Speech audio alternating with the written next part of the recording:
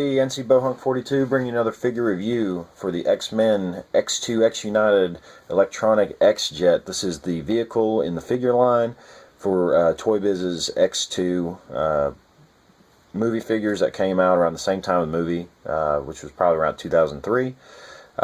It came with an exclusive Wolverine figure, which I'm assuming the word exclusive means that it only came with this box set. It wasn't the same figures that were released individually. I know there were different variants of the Wolverine / Logan figures. I don't have any of them to compare, but this one was pretty cool. It actually looked like the superposable figure that was available, but for the price I was able to steal this for on eBay and then getting the Wolverine figure, it was too good to be true. But the X-Jet comes with electronic sounds and lights. It shoots missiles, and as you can see, this box has seen better days, but I just wanted to show you the box. I have everything out and assembled already, so we can just get right to it. Okay, so here's the X-Jet out of the package. I have the exclusive Wolverine figure displayed next to the jet. The size of the jet, and I don't think the video is really going to convey this very much.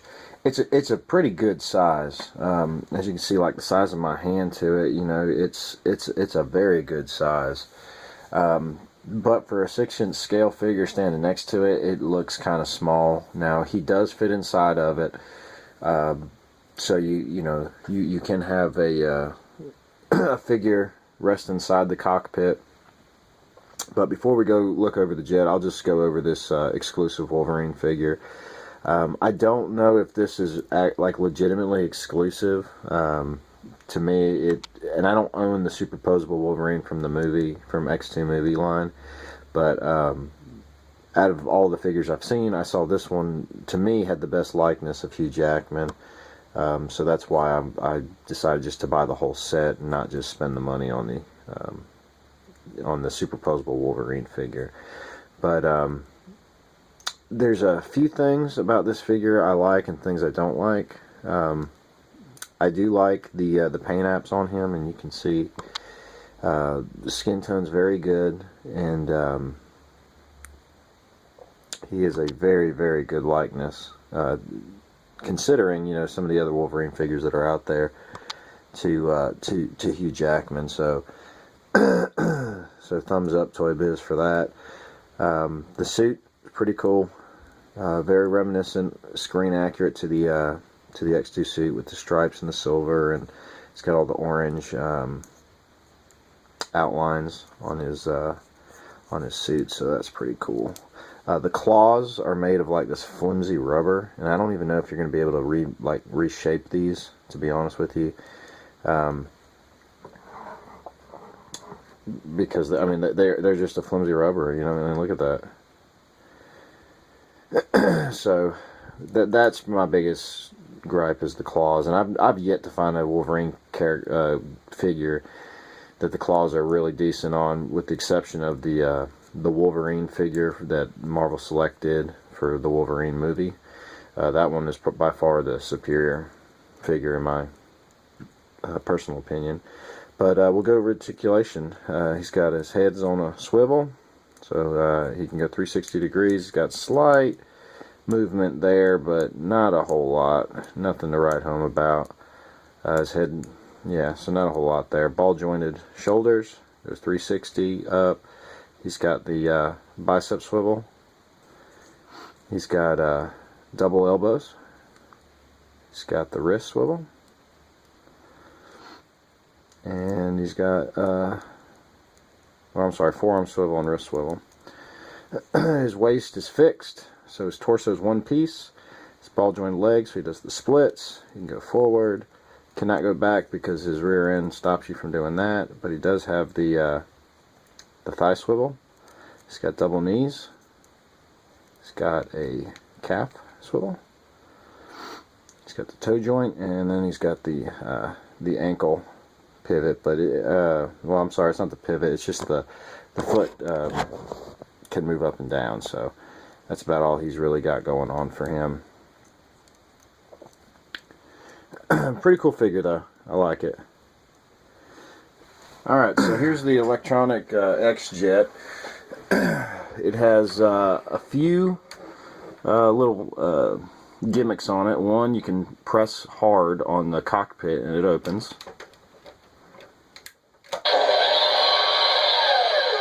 And it makes the opening sound so that the figure can sit inside.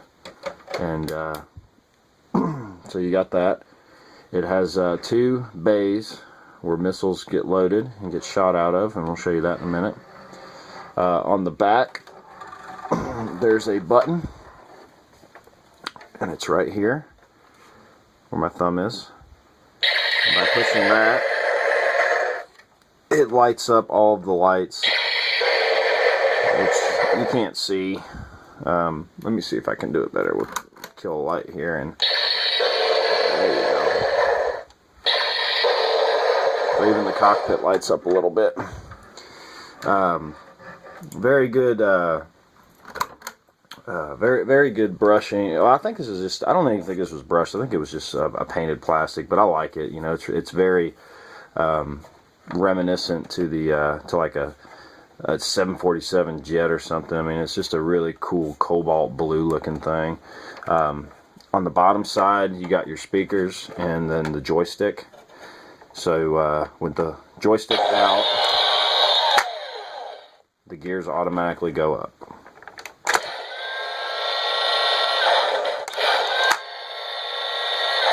Okay, and then you got your 2 buttons. So it allows you to hold this bad boy.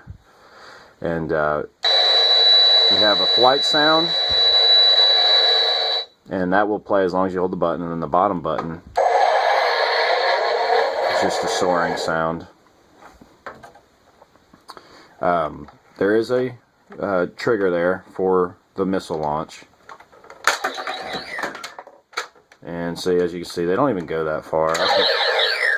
I think it's kind of a stupid gimmick to have, because their Blackbird in the movie, it wasn't a combat airplane. So I mean, I guess I could see why they did it. You know, you got to have something to shoot the bad guys with when you know when your kids are playing with it or whatnot. But for display purposes, it's totally unnecessary. And you know, it just loads back in there.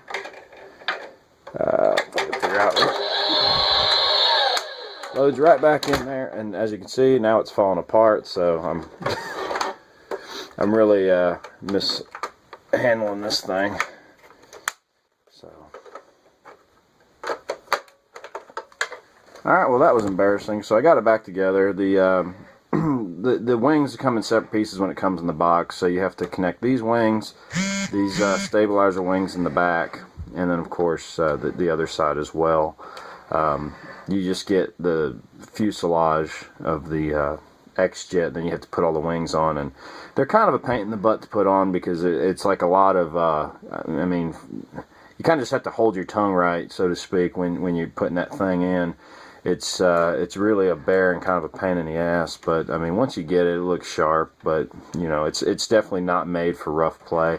And I believe I forgot to show this, but in the back of the plane, there are 2 folding wings, and they fold out. So I don't really recall how these looked in the movie, if they were straight back like that, or if they were out to the side. I think they were out to the side, so it looked like that.